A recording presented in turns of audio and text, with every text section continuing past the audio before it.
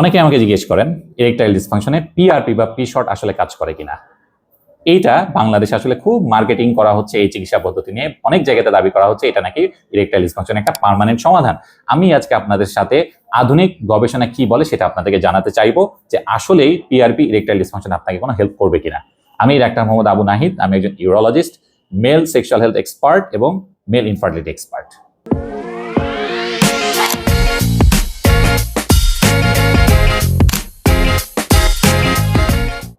প্রথমেই জানা যাক পিআরপি আসলে কি। পিআরপি বা পি শর্ট আসলে আমাদের রক্তের একটা উপাদান। এই উপাদানের মধ্যে আসলে আমাদের জন্য উপকারী অনেক কিছু আছে এবং এই উপাদানগুলো কিন্তু আমাদের কোনো একটা জায়গা যদি কেটে যায় বা চড়ে যায় বা ড্যামেজ হয় সেটাকে কিন্তু রিপেয়ার করে বা ক্ষতিপূরণ করে। এই ধারণা থেকে চিন্তা করা হলো যে ইরেকটাইল ডিসফাংশনে পেনিসে যে ড্যামেজটা হচ্ছে সেখানে যদি আমি পিআরপি ইনজেকশন দিই তাহলে হয়তো আমাদের ইরেকটাইল ডিসফাংশনটা ইমপ্রুভ করে যাবে বা ওই ক্ষতটা সারানো হবে। কিন্তু আধুনিক গবেষণা কি বলছে? আধুনিক গবেষণায় বলা হচ্ছে বেশ কিছু স্টাডি হয়েছে যেখানে ইরেকটাইল ডিসফাংশনের রোগীদেরকে পিআরপি দেওয়া হয়েছে বা পি শর্ট দেওয়া হয়েছে, সেখানে দেখা যাচ্ছে মিশ্র রেজাল্ট। অর্থাৎ কিছু রেজাল্ট বলছে, যেমন মিশর এবং গ্রিসের কয়েকটা রেজাল্ট বলছে যে না, ইরেকটাইল ডিসফাংশনে আপনি যদি পিআরপি দেন বা পি শর্ট দেন তাহলে সেখানে কিছু ইমপ্রুভমেন্ট পাওয়া যাচ্ছে।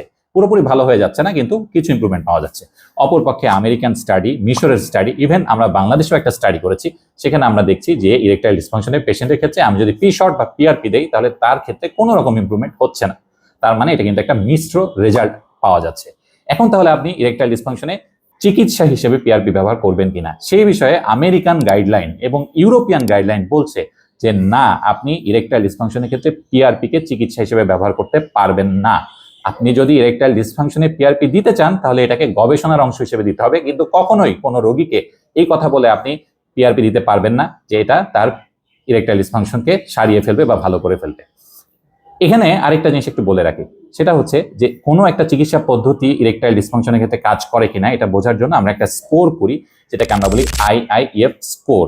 এই স্কোরে 25 পয়েন্ট পর্যন্ত ইমপ্রুভমেন্ট হতে পারে। আমরা ইরেকটাইল ডিসফাংশনে দেখতে পেলাম যে কিছু স্টাডি তো বলেই দিচ্ছে যে এটা ইরেকটাইল ডিসফাংশনের ক্ষেত্রে কোনো ইমপ্রুভমেন্ট করে না, কিন্তু কিছু কিছু স্টাডি যারা দাবি করছে যে ইরেকটাইল ডিসফাংশনে পিআরপি কাজ করে তাদের ক্ষেত্রে আমরা মাত্র 2 থেকে 3 পয়েন্ট ইমপ্রুভমেন্ট পাচ্ছি। অর্থাৎ 25 পয়েন্টের মধ্যে আপনি যদি ইরেকটাইল ডিসফাংশনে পিআরপি দেন মাত্র 2 থেকে 3 পয়েন্ট ইমপ্রুভমেন্ট হচ্ছে।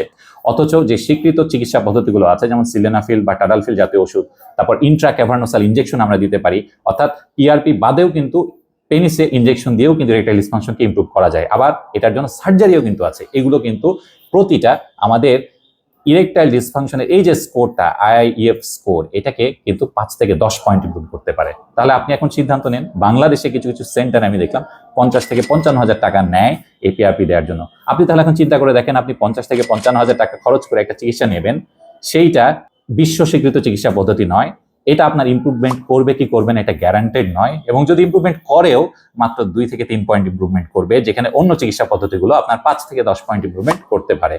ইভেন আরেকটা ইম্পর্টেন্ট ইস্যু যেটা, যে এই যে ইমপ্রুভমেন্ট আপনি পাচ্ছেন কোনো কোনো স্টাডিতে যে পিআরপি দিলে 2 থেকে 3 পয়েন্ট ইমপ্রুভমেন্ট হচ্ছে, সেইটাও কিন্তু পার্মানেন্ট না, অর্থাৎ আপনাকে কিন্তু বারবার পিআরপি ইনজেকশনটা দিতে হবে।